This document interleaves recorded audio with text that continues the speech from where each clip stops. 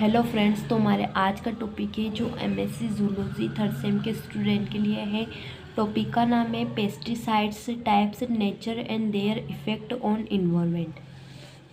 इसका सिनॉप्सिस है introductions, pesticides types, nature and their effect on environment, insecticides, fungicides, herbicides, conclusion और reference.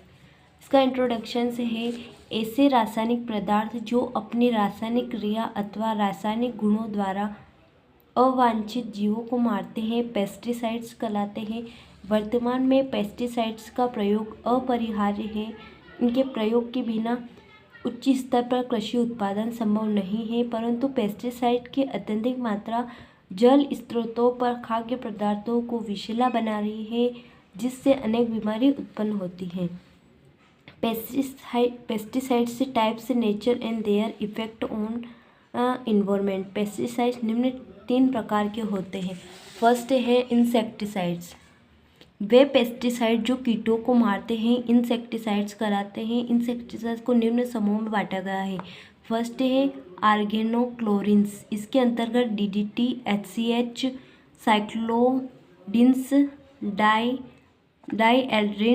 Adrian जैसे insecticides आते हैं। ये कीटनाशक लंबे समय तक वातावरण में बने रहते हैं, इसलिए इनके प्रयोग को प्रतिबंधित कर दिया गया है। इसके इफेक्ट है ये इंसेक्टिसाइड्स केंद्रीय तंत्रिका तंत्र की विद्युत क्रियाओं में परिवर्तन उत्पन्न करते हैं। हृदय तथा मस्तिष्क में Ca आयन निकलने की प्रक्रिया का भी अवरोधन करते हैं तथा लीवर में उत्तकी विकृति उत्पन्न करते हैं। सेकेंड है एंटीकोलिनोस्टेरेज के 2 समूह आर्गेनोफॉस्फेट्स और कार्बोमेट्स का इंसेक्टिसाइड्स के रूप में उपयोग किया जा रहा है।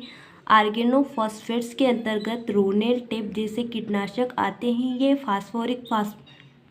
फास्फोनिक जैसे अम्लों के स्टर होते हैं।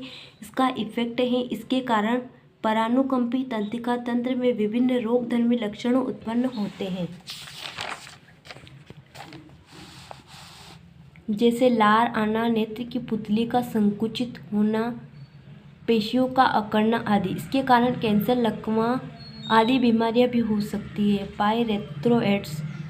पायरेथ्रम कायरोथिमर नामक पौधे के फूलों से प्राप्त होता है। इनकी कीटनाशक क्षमता बहुत अधिक होती है।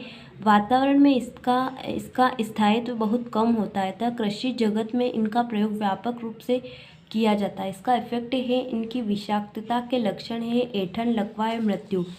अगला है रोटिनोन लेम्यूमिनोसी कुल के पौधे से प्राप्त होता है। इसका इफेक्ट है यह कीटनाशक माइटोकॉन्ड्रिया के इलेक्ट्रॉन परिवहन तंत्र को अवरुद्ध करता है। यह स्तनियों के लिए हानिकारक होता है। इसके प्रभाव से डर्मेटाइसिस हो सकता है। अगला है फंजाइड्स। वे पेस्टिसाइड जो कवकों को मारते हैं फंगिसाइड्स कहलाते हैं। फंगिसाइड्स निम्न प्रकार के होते हैं। आर्गेनोमेटल्स, यह इम्यूनोटॉक्सिक होता है। इसका प्रयोग काष्ठ संरक्षण के लिए किया जाता है। पेंटाक्लोरोफिनोल, यह भी काष्ठ संरक्षण हेतु प्रयोग किया जाता है। इसका इफेक्ट है यह मानव में ऑक्सीडेटिव फास्फोराइलेशंस को क्षतिग्रस्त करते हैं तथा ताप में वृद्धि करते हैं। डाइथायोकार्बोमेट्स, इसके अंतर्गत फंजिड्स के 2 समूह आते हैं, डाइमिथाइल डाइथायोकार्बोमेट। इनकी विषाक्तता बहुत क्षीण होती है। इसका इफेक्ट है इसके प्रभाव से थायराइड से अबुर्ध बन जाते हैं।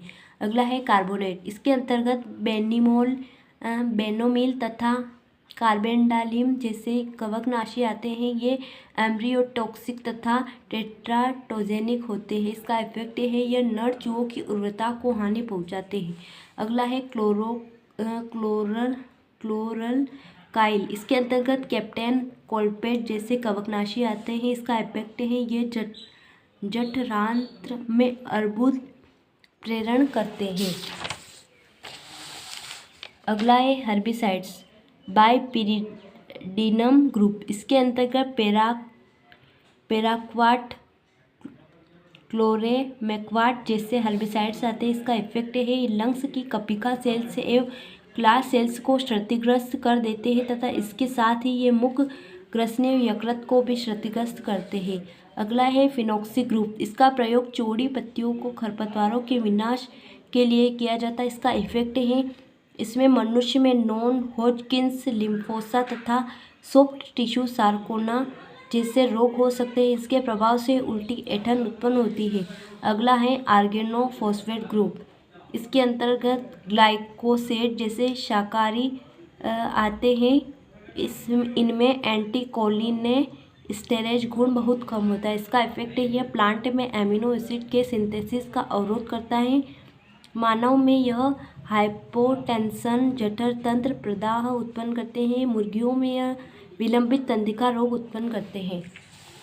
अगला है एनिलिन्स। इसके अंतर्गत एलाक्लोर, प्रोपाकोल, प्रोपानिल जैसे शाकनाशी आते हैं। इसका इफेक्ट यह मेट हीमोग्लोबिनीमिया उत्पन्न करते हैं। इसका कंक्लूजन है अतः वर्तमान में विभिन्न कवक पेस्ट को कंट्रोल करने के लिए अनेक प्रकार के पेस्टिसाइड्स का यूज़ कर रहे हैं।